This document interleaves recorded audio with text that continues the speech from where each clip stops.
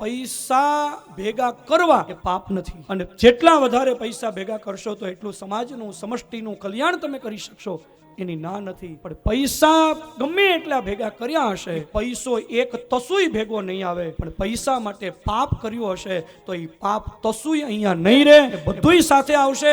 અને પાપ કરીને આપણે પૈસા ભેગા કર્યા હશે તો એ પૈસો તમે ભોગવી શકશો કે નહીં એ નક્કી નહીં, પણ પૈસા માટે પાપ કર્યું હશે એ પાપ ભોગવા વગર છૂટકો જ નથી. એટલા માટે પૈસા ભેગા કરવા, પણ જે વસ્તુ ભેગી નથી આવવાની એના માટે જે ભેગું આવવાનું છે એ કર્મ બગડી ન જાય એનું ધ્યાન રાખો. હવે મોટા ભાગના લોકો એવું માને છે કે અત્યારના સમયમાં ખોટું ન કરીએ ને ત્યાં સુધી પૈસા ભેગા ન થાય. એ તદ્દન ખોટી વાત છે. તમે પૂર્વમાં કોઈને વિદ્યાદાન કર્યું હોય તો આ જન્મમાં તમને વિદ્યા મળે.